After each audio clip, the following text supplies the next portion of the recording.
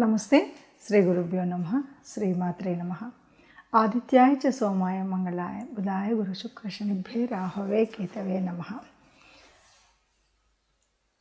మనం ఈ వారంలో ప్రత్యేకించి చేసుకునేటువంటి వీడియోలో గ్రహ గమనంలో జరిగేటువంటి మార్పుల్లో కొన్ని ప్రత్యేకంగా ఉంటాయి. వాటి వల్ల ద్వాదశ రాశుల మీద కొంత ఫలితాలు వేరువేరుగా ఉంటాయి. అందులో భాగంగా మరి శని వక్రగతి గురించి చెప్పుకుందాం. శని వక్రగతి త్యాగం చేయబోతున్నాడు. ఇప్పుడు శని గ్రహం గురించి మనకు తెలిసినట్టయితే శని మందగ్రహం, చాలా నెమ్మదిగా ఒక కదలిక ఉంటుంది. ఒక రాశిలో నుండి ఒక రాశిలోకి వెళ్ళడానికి బోలెడంత సమయం. అలాంటిది మరి ఈ శని గ్రహ ఏదైతే ఉందో శనిశ్చరుడు నడిచేటువంటి నడకలో అన్ని గ్రహాలు కూడా చెప్పాలి అంటే ఏ గ్రహం అయినా సరే కదలిక ముందుకు వెళుతూ ఉంటుంది, అప్పుడప్పుడు వెనక్కి కూడా వస్తుంది. దాన్ని వక్రగతి అంటాం. ఈ వక్రగతిలో కొన్ని రకాలైనటువంటి మార్పులు వస్తాయి. వక్రగతి వల్ల కొన్ని రాశులకు మంచి, కొన్ని రాశులకు చెడు, ఇదంతా మనం చూస్తూ ఉంటాం. అయితే ఎప్పుడైతే మళ్ళీ వక్రగతి త్యాగం ఉంటుందో ఈ త్యాగం చేసినప్పుడు కూడా మళ్ళీ రాశుల మీద ప్రభావం మారుతూ ఉంటుంది. ఆ వక్రగతి వదిలిన తర్వాత శనిశ్చరుడు యొక్క దృష్టులు ఎక్కడ పడుతున్నాయి అంటే 3, 7, 10 ఆ స్థానాల మీద పడేటువంటి దృష్టిల వల్ల వచ్చేటువంటి మార్పులు, అలాగే మరి శనిశ్చరుడు అంటే తనకు మిత్రరాశి వల్ల ఎలా ఉంటుంది, తాను ఉచ్చలో ఉంటే ఎలా ఉంటుంది, ఇలాంటివన్నీ కూడా మనకు కనిపిస్తాయి. కాబట్టి ఒక గ్రహం వక్రత్యాగం చేసినప్పుడు వచ్చేటువంటి ఫలితాలు ఎలా ఉంటాయి, వాటి వల్ల అంటే ఈ ఫలితాలు మనకి మంచి జరగడానికి ఎంతవరకు, లేదా ఏదైనా మనం దానికోసం పరిహారాలు తీసుకోవాల్సి వస్తుందా, ఇలాంటి విషయాలను తెలుసుకోవడం కోసం ఈ వీడియో. అయితే ఈ నెల అంటే నవంబర్ 15వ తారీఖు మనకి శని వక్రత్యాగం చేయబోతున్నాడు. అంటే వెనక్కి వస్తున్నటువంటి తన మార్గాన్ని వదిలి మళ్ళీ తన ముందుకు వెళ్ళేటువంటి, ముందుకు సంచారం జరిగేటువంటి స్థితి మనకు కనపడుతుంది 15వ తారీఖు వరకు. 15వ తారీఖు నుండి మనకు నవంబర్ 15, 2024లో శని వక్రత్యాగం చేయబోతున్నాడు. దీనివల్ల మనకి ద్వాదశ రాశుల వారికి ఎలా ఉంటుంది, ఒక్కొక్క రాశికి ఈ ఫలితాలు సత్ఫలితాలు ఎలా ఉంటాయి, లేదు అంటే మనం ఏం చేసుకోవాలి అనేటువంటి విషయం మీద మనం వీడియోని చూస్తాం. శనిగ్రహం శనిశ్చరుడు అనగానే మనందరికీ తెలిసినటువంటిది క్రమశిక్షణకు మారిపోయారు.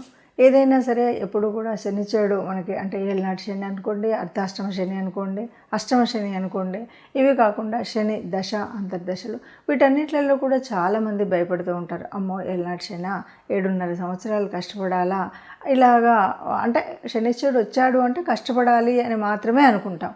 కానీ ఇది మన యొక్క పాపపుణ్యాల ఫలితాన్ని మనకు చూపెట్టేటువంటిదని, మనం అనుభవించేటువంటి కర్మ తప్పనిసరిగా అనుభవించాల్సిన కర్మను చెప్పేదని, అలాగే ఒక క్రమశిక్షణకు మారిపోయారు. ఇప్పటి వరకు ఉన్నటువంటి ఒక బద్ధకాన్ని వదిలి ఒక శిక్షణతో వెళ్ళినట్టయితే ఒక సరైన మార్గంలో వెళ్ళగలుగుతాము అనేటువంటి విషయం తెలియదు. ఎప్పుడు కూడా శనిశ్చరుడు మనం ఇంతకుముందు ఏదైతే అనుభవించాలి తప్పనిసరి అన్నటువంటి వాటిని మనకు చూపెట్టి దాని తర్వాత అతి మంచి విషయాన్ని తను పోతూ పోతూ చాలా మంచి చేసి వెళ్ళేటువంటి గ్రహం ఏదైనా ఉందా అంటే అది శనిశ్చరుడు మాత్రమే. కాబట్టి మనకు ఈ భయాలు ఇవేవి లేకుండా మనం ఉండొచ్చు. అయితే ఏంటంటే తప్పనిసరిగా మనం కొన్ని క్రమశిక్షణను అలవాటు చేసుకోవడం, అంటే శనిశ్చరుడు ఉన్నాడు అంటేనే కొద్దిగా బద్ధకం ఇలాంటివన్నీ ఉంటాయి. కానీ ఆయన ఇష్టపడేది ఏంటంటే మనం బద్ధకాన్ని వదలడం, సమయానికి లేవడం, మనం చేయాలనుకున్న పని వెంటనే చేయడం, ఇలాంటివన్నీ చేసినట్టయితే ఎట్లాంటి నష్టం కాకుండా తాను చాలా వరకు మంచిని ఇచ్చేటువంటి గ్రహం ఏదైనా ఉందంటే శనిశ్చరుడే. అయినప్పటికీ మనకు చేతనవ్వలేదు, మనం చేయలేదు, ఇవన్నీ వదిలేసాం, మరి ఇప్పుడు ఎట్లాగా అంటే తప్పనిసరిగా కొన్ని పరిహారాలు అయితే మనం చేసుకోవాలి. మనం చివరిలో ఆ పరిహారాలు ఏంటో చూద్దాం. ఇక చివరి రాశి మీనరాశి. మీనరాశి వారికి ఏళ్ళనాటి శని మొదటి ప్రారంభం అన్నమాట. ఫస్ట్ ఫేజ్ అయితే ప్రారంభమైంది. ఇది దాదాపు చెప్పాలి అంటే 2030 వరకు ఇది ఎలాగ ఉంటుంది. మరి అక్కడి వరకు ఉండేటువంటి ఈ స్థితిలో ఎలా అయ్యో అని భయపడాల్సిన అవకాశం ఏమి ఉండదు. కాకపోతే ఇక్కడ ఇప్పుడు జరుగుతున్నటువంటి 15వ తారీఖు నవంబర్ 15లో శని యొక్క వక్రత్యాగం ఎలా ఉంటుంది అంటే ఇది 12వ రాశిలో కుంభరాశిలో జరుగుతుంది. మరి ఇక్కడ ఎలా ఉన్నాడు శనిశ్చరుడు అంటే రజితమూర్తిగా ఉన్నాడు కాబట్టి ఎలా ఉంటుందో చూద్దాం. 15 నుండి కూడా ఆర్థిక ఇబ్బందులు అనేటువంటివి నెమ్మదిగా తొలగిపోతాయి. తర్వాత ఉద్యోగ అవకాశాలు వస్తాయి, రుణాలు తీరేటువంటి అవకాశం వస్తుంది. అంటే మీ మనసు కూడా అనిపించాలి. ఒక్కొక్కసారి చూడండి చాలామంది ఎప్పుడు చూసినా అప్పుల్లోనే ఉంటారు. నిజానికి వాళ్ళ దగ్గర డబ్బులు రాక కాదు, వచ్చినప్పుడు ఏం చేస్తారంటే వాళ్ళు ఆగుతున్నారులే తర్వాత ఇద్దాంలే, ఇలాంటివన్నీ పిచ్చి పిచ్చి ఆలోచనలతోటి తీర్చవలసినటువంటి రుణాలు తీర్చరు. కానీ ఇప్పుడు ఏంటంటే మీకు తీర్చేటువంటి అవకాశం వస్తుంది, ఆలోచన వస్తుంది. సో రుణాలు తీరుతాయి. తర్వాత ఇప్పుడు మీరు ఏదైతే పెట్టుబడులు పెట్టాలి అనుకుంటారో ఇప్పుడు పెట్టుబడులు పెట్టేటువంటి వాళ్ళు చక్కగా తర్వాతి కాలంలో మంచి లాభాలను చేకూరుస్తాయి. అంటే దీర్ఘకాలం తర్వాత, అంటే లాంగ్ టర్మ్ ఇన్వెస్ట్మెంట్స్ అంటారు కదా, అలాంటివి. అంటే ఇప్పుడు పెట్టగానే ఇప్పుడు చెట్టు ఇప్పుడు పెడితే పల్లెలు రావు కదా, అలాంటివి కొన్ని లాంగ్ టర్మ్స్ స్కీమ్స్ ఏవైనా ఉంటే వాటిల్లో కనుక పెట్టుబడి పెడితే తర్వాతి కాలంలో మంచి లాభాలు చేకూర్చేటువంటి పరిస్థితి ఉంది. కాబట్టి ఇప్పుడు it is the better time to మనం లాంగ్ టర్మ్లో ఇన్వెస్ట్ చేయడానికి ఇది మంచి అవకాశం. ఇక మీకు దీంతో పాటు ఏం చేస్తాడంటే మంచి ధైర్యాన్ని ఇస్తాడు శని భగవానుడు. ఆ ధైర్యాన్ని పుణికిపుచ్చుకొని ముందుకు అడుగు వేస్తే అంత లాభం ఉంటుంది. స్నేహితుల వల్ల కలిగినటువంటి కొన్ని ఇబ్బందులు, ఇంతకుముందు కలిగిన ఇబ్బందులు కానీ వాళ్ళ వల్ల అప్పులు కానీ ఇవన్నీ కొన్ని ఉంటాయి, ఇవన్నీ కూడా నెమ్మదిగా తొలగిపోతాయి. కొన్ని ఖర్చులకు సంబంధించినటువంటి సమస్యలు ఇవన్నీ కూడా ఉంటాయి. ఇటు కాకుండా కోర్టులలో ఏవైనా ఇంతకుముందు ఉన్నటువంటి కేసులు కానీ అవి ఉంటే అవి దాదాపుగా విజయం సాధిస్తారు, లేకపోతే కొట్టివేయబడతాయి. అలాగే పోలీస్ స్టేషన్లలో ఉన్నటువంటి కేసులు కూడా కొట్టివేయబడతాయి. అలాగే ధన సంబంధంగా ఉన్నటువంటి కానీ కుటుంబ సంబంధంగా ఉన్నటువంటి ఏవైనా చిన్న చికాకులు చింతలు ఉంటే అన్నీ తొలగిపోయి హాయిగా ఉంటారని చెప్పచ్చు. మరి ఈ ఫలితాలు ఇలా ఉన్నప్పుడు మనం ఏం చేయాలి? ఇది తప్పనిసరిగా ద్వాదశ రాశుల వాళ్ళు ఆలోచించాలి. ఏ రాశికి ఆ రాశి మనం వాటి గురించి ఆలోచిస్తూ మనం ఎలాంటి పరిహారం చేసుకోవాలి అని. ఇక్కడ బాగా అంటే ఈ మిగతా గ్రహాలకు వీటికి సంబంధం లేకుండా ఒక విషయాన్ని అయితే చెప్పచ్చు. ఎప్పుడైతే నేను ఇది చెయ్యాలి, నేను ఇంకొకరి మీద ఆధారపడతాను అని అనుకోకుండా మనంగా స్వచ్ఛందంగా ఒక సంకల్పం పెట్టుకొని ఆ సంకల్ప సాధన కోసం తప్పనిసరిగా గట్టి ప్రయత్నం చేసి సంకల్ప బలంతో ఆ గట్టి ప్రయత్నాన్ని కనుక చేసినట్టయితే తప్పకుండా, అంటే ఇప్పుడు ఈ వక్రత్యాగం తర్వాత తప్పనిసరిగా మంచి జరుగుతుంది. అంటే ఎందుకంటే మంచి జరుగుతుంది అన్నారు కదా అని మనం దాన్ని అలాగే వదిలేస్తే ఏమీ ఉండదు. అంటే గాల్లో దీపం పెట్టి దేవుడా నువ్వే నాకు రక్ష అంటే జరిగేటువంటిది ఏమీ ఉండదు.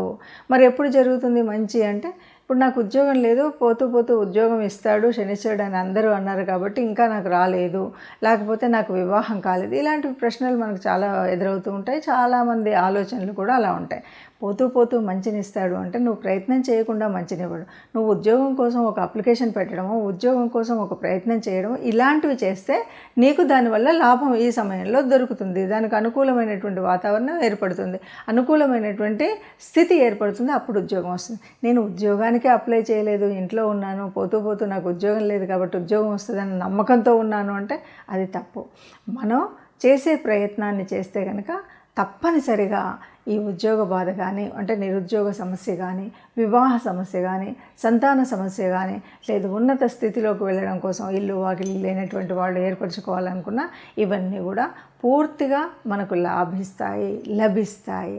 ఎలా అంటే మనం ప్రయత్నం చేయాలి. అంటే ఈ కాలంలో మనం తప్పనిసరిగా నాకు రాదులే, నేను ఇన్ని రోజులు ప్రయత్నం చేసినా రాలేదు కదా అనేటువంటి భావన కాకుండా ఎందుకు రాదు అనేటువంటి భావనతో తప్పనిసరిగా గట్టి సంకల్పంతో ప్రయత్నం చేస్తే అందరికీ మంచి జరుగుతుంది. దీనివల్ల ఎవరికి ఏ రకమైనటువంటి నష్టం రాదు.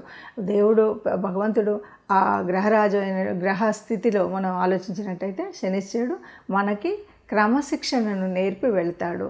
క్రమశిక్షణలో ఉంటే కష్టాలు తొలగిస్తాడు. ఇది గుర్తుపెట్టుకుంటే చాలండి, మనకు అన్ని పరిహారాలు దొరికినట్టే.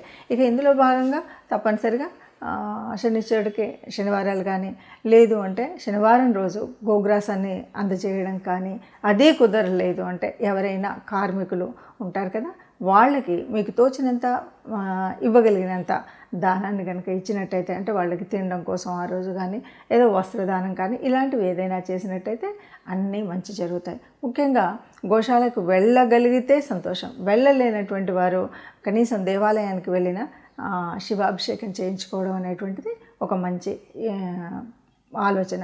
కాబట్టి అభిషేకమైనా చేయించుకోండి, గోగ్రాసమైనా ఇవ్వండి, లేదంటే మన దగ్గర మనకు కనిపించేటువంటి కార్మికులు ఎవరైతే ఉన్నారో వీళ్ళకి మీరు కావాల్సినట్టుగా అంటే ఆహారం ఇవ్వడమో, వస్త్రం ఇవ్వడమో లాంటివి చేసినట్టయితే మనకున్న దోషాలన్నీ పోయి అంతా కూడా శుభం కలుగుతుంది.